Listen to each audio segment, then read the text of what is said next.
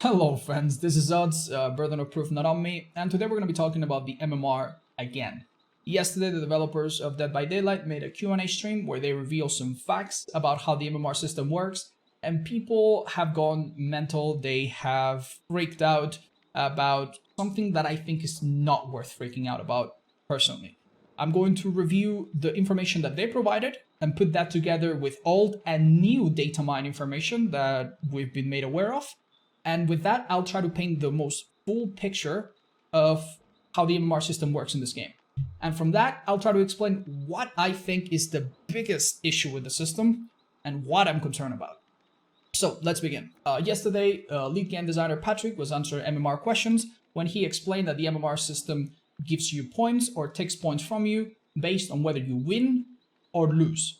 And whether you win or lose is a completely pretty much binary option that happens on a one-on-one basis. You as a killer are on a one-on-one with each of the 4 survivors that you're playing against.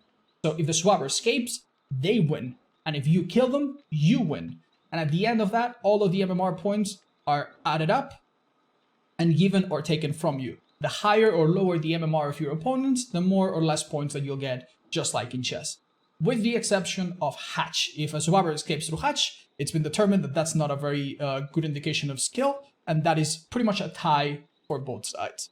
So, this of course means that a survivor that runs the killer for 5 gens and carries the team, if they die at the end, the game considers them to be the loser of that interaction.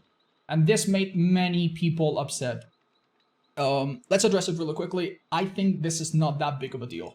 If you are a survivor that is good enough to run the killer for 5 gens, on average, you're going to win many games. The system will probably place you where you need to be anyway. If you're playing solo, you are more likely to play with other people who are also good, who will do more and pull their weight and help you out.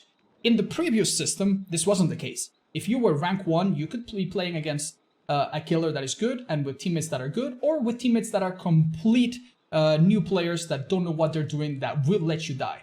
And these players would have been very rewarded. They would have stayed at rank 1 or red ranks or whatever, because hiding and getting the hatch in the previous system was very profitable. In the new system, not so much. It doesn't encourage it as much. There's also the fact that if your teammates die and you're the last person to die and you outlast them, you will lose less points. So overall, your points in the long run should be fine, even if you have a weird match where you do super well but you end up dying. It's not that big of a deal. If you're playing with your friends, it's even less of a problem. Obviously, your friends should be able to protect you and make sure that you don't die, even if you did really well. But even if they can't do that, even if you're the one person that always sacrifices themselves so that everybody else can escape, that is still good. If your 3 teammates escape and their MMR goes up, even if your MMR goes down a little bit, in the next match, when all of your MMRs are put together, they will, on average, be higher, and you'll be playing against better and better killers, as it should be. Now, the developers themselves admit, wouldn't it be nice if you could do all of that and escape? Wouldn't it be nice if the game could capture all of this complexity that goes into every interaction? I think it's very difficult. If a Wraith chases you for 5 minutes, breaks every pallet in the map, plays horribly, and then at the end they uncloak and hit you, the game thinks that that was a 2-second chase, when you and I know that that's not the case. There's a lot of variability, and the developers have given up on trying to account for it, and instead they made this system that works on these variables that are not ideal and do not necessarily measure skill as much as some people would like. So the argument goes, why even bother making this system if it's not perfect? Because according to the developers, and I think this is fair, this system is better than what we had before. When we played on the all-rank system, you could kill everyone very quickly and be punished. You could escape very efficiently and be punished. You could just wait for the hatch and theoretically be punished. And at the top level, rank 1, the disparity of skill was very high. With the new system, apparently the matches are more fair for the overall bulk of players. For me, do I like it better than before? No. Is it better for the average? Is it better for the majority of players? Probably. That being said, let's analyze everything we know so far about the system and see where maybe the real problem lies and what we should be focusing on and what our feedback should be pointed towards. Very well. So, as we have explained, the MMR comes from the interaction between the killer and each survivor individually. So, at the end of a match, whether you have killed or allowed several survivors to escape, you will be gaining points, and that will move you up or down in this MMR ladder. The ladder looks a little bit like this. A player that is just playing Dead by Daylight for the first time will typically, apparently, start at 1,100 points. If you're a veteran of the game and you've played a lot of killer before, instead of starting at this starting point, the game will assign you a starting point based on your performance over the past few months. And this assigned point will be for all of your killers pretty much, with very little variability. So that means that if you're a very, very, very good killer, your nurse, your trapper, your Myers, your hag will all be pretty close to the top. But after that, each killer will move individually. Survivors, on the other hand, all of them share the same MMR because they all play the same, right? So there's no issue there. So what happens here is that depending on how this 4v1, which is a 1v1, 1v1, 1v1, 1v1, depending on how it goes, you will gain or lose points. In a best case scenario, as a killer, it looks like you can get about 20 points. In a worst case scenario where everybody escapes, you can lose about 20 points, more or less. And that's pretty much it. So as you can see, it would take 40, 50, or 60 matches for you to start climbing to the top of the ladder from the starting point. So this is something that you probably will get to more or less slowly, unless you already started pretty close to it. Things that we know do not affect the match. And this is quite important. The blood points that you get do not affect it. The length of the match does not seem to affect it after all. Whether you brought items, add-ons, offerings, doesn't seem to have any bearing. Whether you got a lot of hooks, whether you got a lot of unhooks, doesn't seem to really affect it. The only thing that affects it is whether you escape or whether you die as a survivor, and whether you kill or whether you let them escape as a killer. And of course, you will get more points if the survivors that you're playing against or the opponents you're playing against are supposedly much better than you.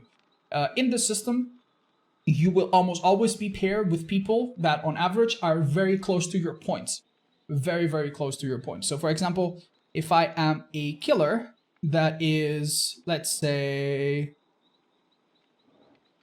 on the exact 1,900 cap, I should be playing against people that are very, very close to me.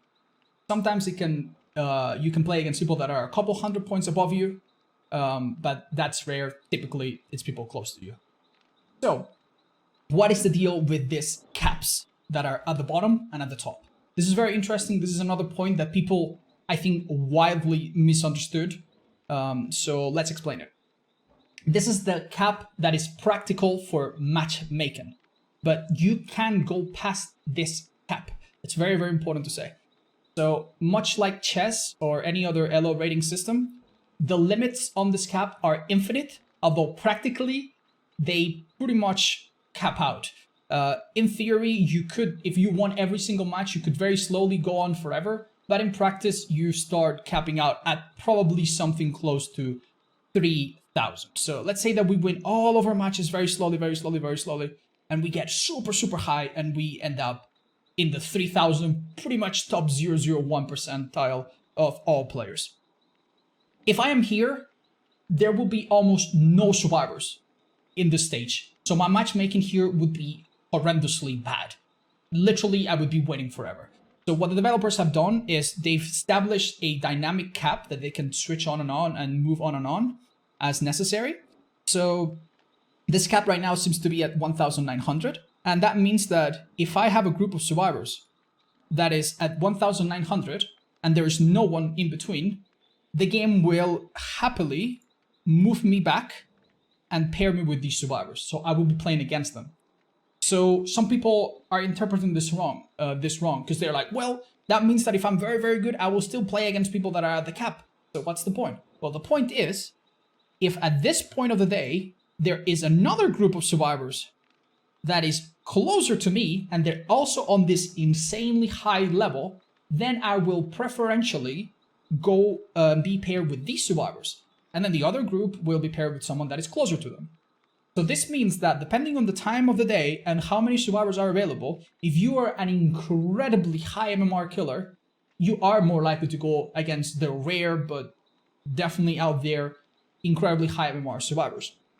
So this does mean that there is no, the limit that we thought was pretty hard set is actually a lot more flexible. And assuming that you play at a time of the day where there are these groups that are at your level, you will be facing them more often than not. So I think this is the real issue. If there is no cap to MMR and we do not take into account things like add-ons, items, map offerings, add-ons for items, the killer that you choose, what this results is probably what you have seen if you play at the supposed high MMR.